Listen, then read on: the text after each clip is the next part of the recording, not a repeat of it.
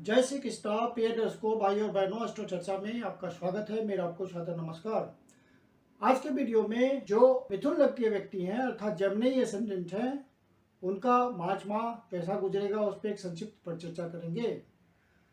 आप नए दर्शक हैं तो कैसे पता करेंगे कि आप मिथुन लग्न के व्यक्ति हैं, तो अपना बर्थ डिटेल्स किसी अच्छे एस्ट्रो के सॉफ्टवेयर में डालें।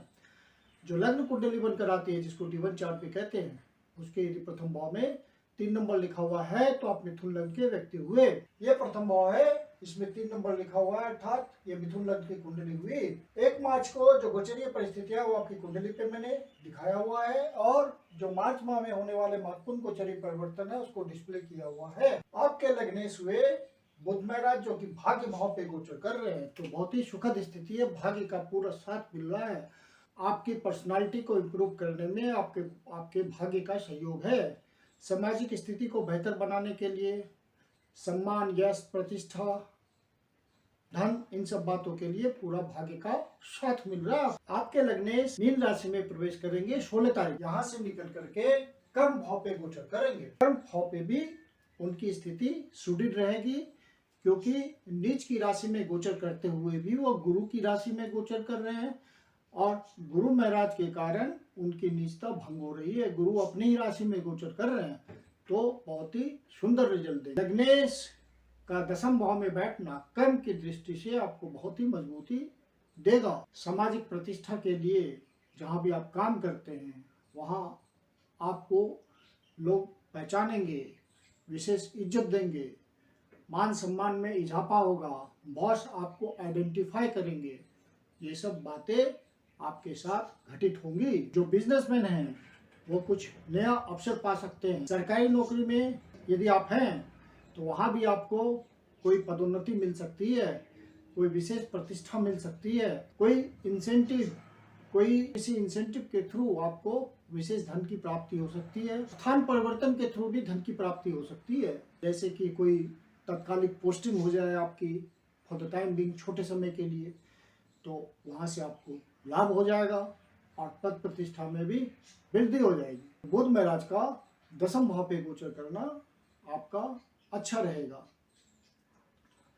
अब धन भाव की बात करते हैं, तो धन भाव के स्वामी खुद चंद्र महाराज हैं, तो चंद्रदेव 2.25 दिन में राशि चेंज कर लेते हैं, तो इस तरह से पूरे महीने भर वो अलग अलग भाव के रिजल्ट देते हैं। लेकिन चूंकि धनेश हैं तो जिस भी भाव पे गुजरेंगे वहां से धन की व्यवस्था करेंगे आपके लिए। धन के लिहाज से चूंकि चंद्रदेव यहीं से अपना गोचर स्टार्ट कर रहे हैं लग्न से, तो अर्ली इंडिकेशन ये हुआ कि धन के लिए ये महीना अच्छा जाएगा। ज्यादातर समय धन के मामले में आप कोई फ्लक्चुएशन नहीं महसूस करेंगे और रेगुलर धन आता रहेगा। पारिवारिक स्थिति आपकी मजबूत होगी, कुटुंब जनों के साथ आपका सहयोग होगा, और जो भी निर्णय लेंगे माता पिता के साथ, कुटुंब जनों के साथ, वो सुखकारी होगा। अब अगले भाव की बात करते हैं, तीसरा भाव, जो कि साहस, पराक्रम, शौर्य, इन सब बातों का होता है, रिस्क टेकिंग का। तो इस भाव के स्वामी 9वें भाव में गोचर कर रहे हैं, भाग्य भाव में गोचर कर रहे हैं सूर्य महाराज। तो आपको भाग्य का निश्चित रूप से साथ मिलेगा। जो भी आप प्रयास कर रहे हैं, कर्म में विशेष वृद्धि कर रहे हैं, एक्स्ट्रा एफर्ट लगा रहे हैं, वहां आपको सफलता मिलेगी, भाग्य का पूरा सहयोग मिलेगा। लंबी यात्रा के थ्रू, बड़ी यात्रा के थ्रू, छोटी यात्रा के थ्रू आपके कुछ काम बनेंगे और काम से कमाने के अवसर मिलेंगे। सरकारी अधिकारियों से भी आपका संपर्क हो सकता है, सरकारी अधिकारियों से भी आपका संपर्क हो सकता है, जो कि पॉजिटिव हो सकता है आपके लिए। और यदि आप अपना कोई कॉन्ट्रैक्ट वर्क करते हैं, गवर्नमेंट के साथ मिलकर करते हैं, तो वहाँ भी आपको फायदा पहुँचेगा।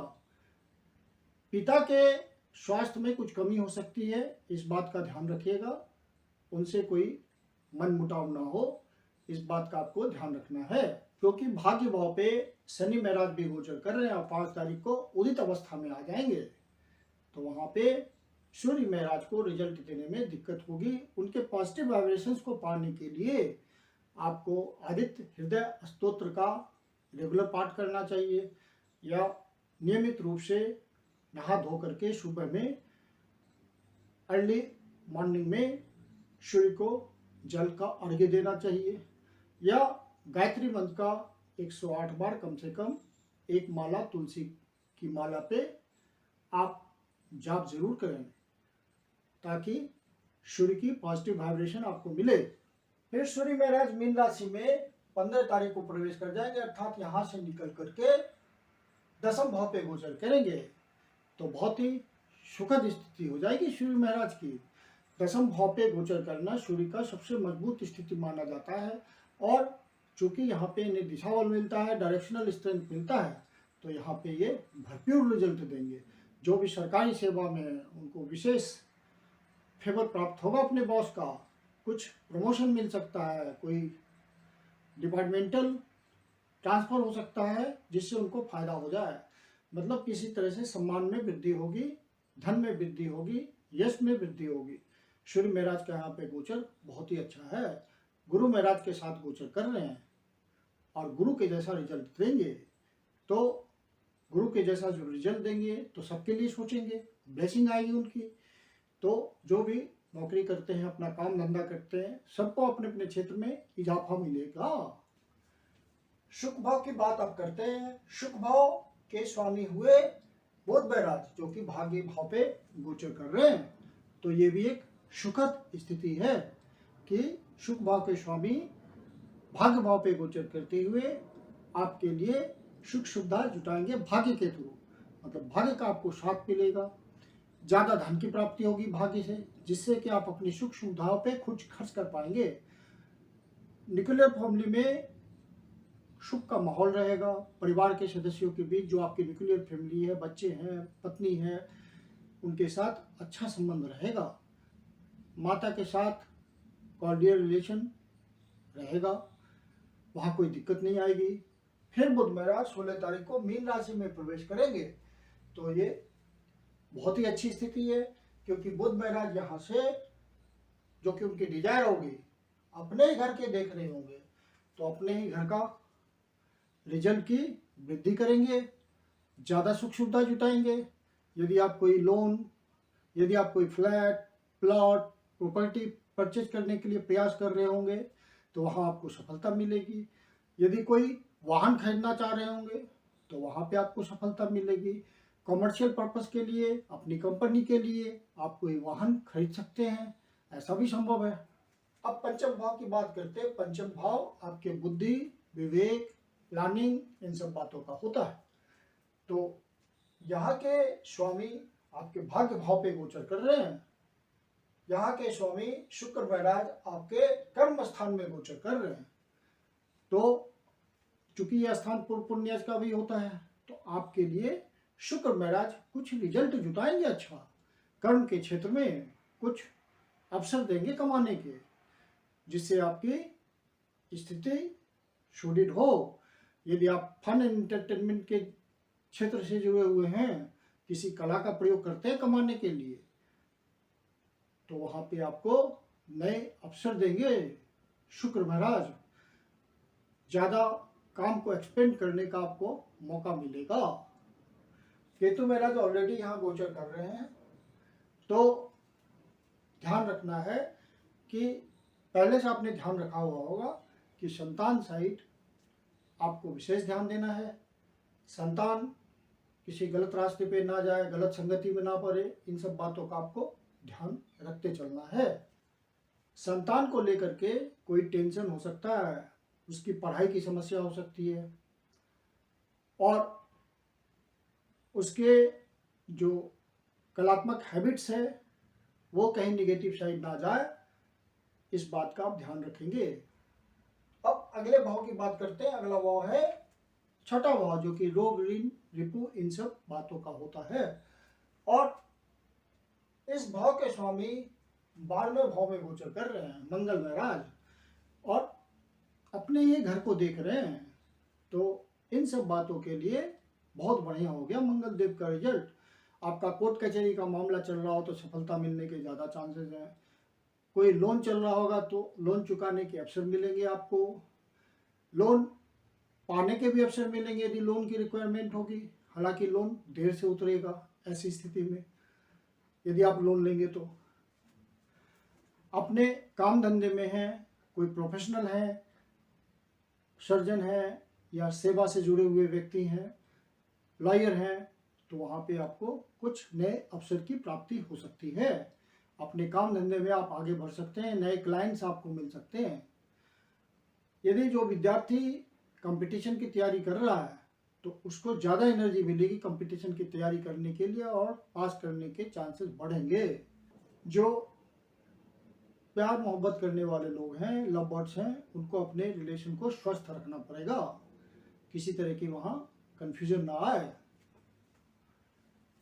फिर 7वें भाव की बात करते हैं। 7वां भाव अर्थात इसके स्वामी गुरु महाराज हुए और गुरु महाराज 10वें भाव में गोचर कर रहे हैं, तो 7वें भाव का अच्छा रिजल्ट मिलेगा आपको। जो अपने व्यापार, किसी काम धंधे, इन सब बातों से जुड़े हुए हैं, पब्लिक स्फीयर में कोई काम करते हैं, अपना काम धंधा है, तो वहाँ वो अपने काम को बढ़ा पाएंगे, कर्म में ज़्यादा प्रवृत्त हो जाएंगे, हर समय कर्म के बारे में सोचेंगे और उनको ज़्यादा से ज़्यादा अवसर मिलेंगे। गुरु महाराज जब तक यहाँ गोचर कर रहे हैं तो जो अविवाहित लोग हैं उनके विवाह के फाइनल होने की भी संभावना है पूर्ण। लाइफ पार्टनर के साथ सामंजस्य बनाते हुए चलेंगे, एक दूसरे के प्रति प्रेम सद्भाव बना रहेगा। फिर 8वें भाव की बात करते हैं। 8वां भाव अचानक से होने वाली बातों का होता है, छिपी हुई बातों का होता है और इसके स्वामी भाग्य भाव में गोचर कर रहे हैं और शनि महाराज का ही ये घर है और शनि महाराज स्वराशि में गोचर कर रहे हैं, तो शनि महाराज का अच्छा रिजल्ट आएगा इस भाव के प्रति। अचानक से आपको किसी लाभ की प्राप्ति हो सकती है, अचानक से आपको लिगेसी वाले कोई धन की प्राप्ति हो सकती है, कोई छिपे हुए धन की प्राप्ति हो सकती है जो कि अचानक से आपको मिल जाए, जिसका आपको पता नहीं है। यदि आप दूसरे के धन का मैनेजमेंट करते हैं, लोन सेक्टर में है, बैंकिंग में है, इंश्योरेंस में है, तो आपको विशेष धन की प्राप्ति हो सकती है अचानक से। या रिसर्च एंड डेवलपमेंट के कार्य में है तो अचानक से आपका कोई काम सफल हो जा सकता है, कोई नया इन्वेंशन निकल के सामने चला आएगा। यदि आप कोई डिटेक्टिव सर्विस में है तो वहाँ भी सफलता मिलने के पूरे चांसेस हैं। फिर अगला भाव भाग्य भाव है और भाग्य भाव पे बुध महाराज भी हैं, सूर्य महाराज भी हैं और शनि महाराज भी हैं, तो सबों का सम्मिलित सहयोग है भाग्य में, मतलब भाग्य प्रबल है इस महीने और भाग्य का पूरा साथ मिलेगा। गुरुजनों से आपको बहुत ही ज्ञान की बातें भी मिलेगी। ये हायर एजुकेशन कर रहे हैं तो आपको सफलता मिलेगी, वहाँ ज़्यादा से ज़्यादा आप अपने हायर एजुकेशन को परसू कर पाएंगे। गुरुजनों से आपको इंटरेक्शन का मौका मिलेगा, उनके साथ समय बिताने का मौका मिलेगा, उनकी सलाह पाने का मौका मिलेगा, तो धार्मिक यात्रा करने का भी अवसर मिलने का पूरा चांस है। संभव आपके कर्म क्षेत्र का है तो कर्म क्षेत्र मजबूत ही है, क्योंकि गुरु महाराज वहीं पे गोचर कर रहे हैं, उन्हीं का स्वामित्व है, तो कर्म भाव बहुत ही मजबूती से काम कर रहा है और शुक्र महाराज भी पूरा साथ दे रहे हैं कर्म को मजबूत करने में। फिर शुक्र महाराज आपके 12 तारीख को यहाँ से निकल करके लाभ भाव पे चले जाएंगे, तो लाभ भाव पे उनका रिजल्ट और भी अच्छा हो जाएगा। वो लाभ की व्यवस्था करेंगे, आपकी इच्छा पूर्ति की व्यवस्था करेंगे, कुछ न कुछ आपको फायदा पहुंचाएंगे। फिर 11वें भाव की बात करते हैं तो 11वें भाव का स्वामित्व मंगल महाराज लिए हुए हैं और 12वें भाव पे गोचर कर रहे हैं, जो कि 13 मार्च को फिर निकल करके लग्न पे गोचर करेंगे। तो 13 मार्च से पहले अर्थात 12 मार्च तक मंगल महाराज का रिजल्ट आपके खर्चे के घर से, व्यय के घर से जुड़ा हुआ है, लेकिन ये खर्च इन्वेस्टमेंट के रूप में होगा।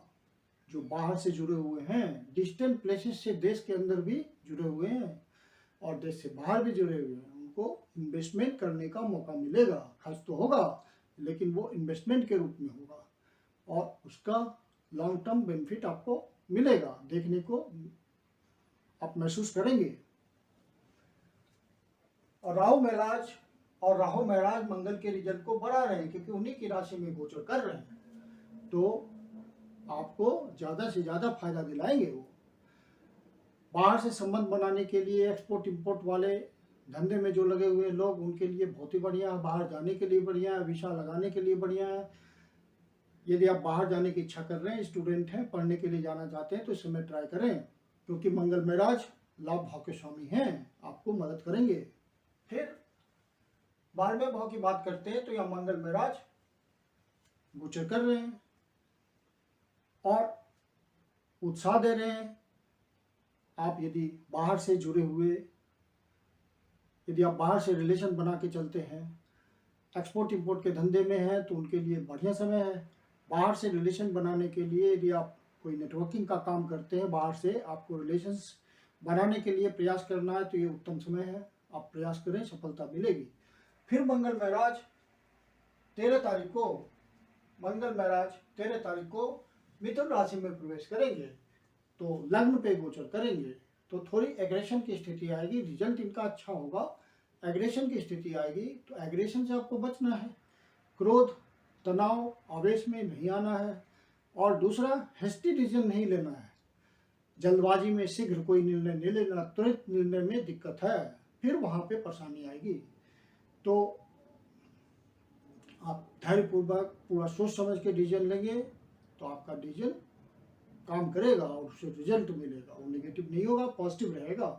तो कुल मिलाकर के यह महीना आपके लिए बहुत ही बढ़िया है, कोई परेशानी नहीं आएगी। अब इस माह में जो महत्वपूर्ण डेट्स हैं जिसका आपको ध्यान रखना है, तो 4 तारीख और 5 तारीख को कोई नया शुभ कार्य प्रारंभ ना करें तो आपके लिए ज़्यादा अच्छा रहेगा। ये डेट्स उतने शुभ नहीं है। 13 और 14 तारीख को किसी से वाद विवाद नहीं करना, अनावश्यक नहीं उलझना है, मारपीट की स्थिति नहीं करनी है, अन्यथा दिक्कतें आएगी। 17 और 18 तारीख को किसी तरह का मानसिक द्वंद्व की स्थिति हो सकती है, मानसिक पीड़ा हो सकती है, ऐसा महसूस होता है आपको, तो विष्णु सहस्त्रनाम का पाठ कर लीजिए, सब पीड़ा दूर कर लेंगे विष्णु जी। 26 और 27 तारीख आप ध्यान रखिएगा, इन 2 डेट्स को आपका खर्चा बढ़ा हुआ हो सकता है, तो खर्चे को कंट्रोल में रखिएगा, बजट को संतुलित रखिएगा, अनावश्यक परेशानी में नहीं पड़ना है। मैं कुंदन शर्मा आप लोग का हार्दिक स्वागत करता हूं। यदि आपके जीवन की कोई समस्या है जिसका समाधान आप हमसे चाहते हैं तो पर्सनल कंसल्टेशन ले सकते हैं। मेरी अपनी कंसल्टेशन शुल्क होती है।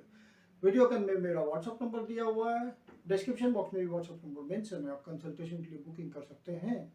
यदि आपको वीडियो अच्छा लगता है तो उसको लाइक करें और अपने परिचितजनों को शेयर भी करें। और यदि आप अपने चैनल एस्ट्रो चर्चा पर पहली बार आए हैं या अभी तक सब्सक्राइब नहीं किया है तो इसको सब्सक्राइब कर लें। धन्यवाद।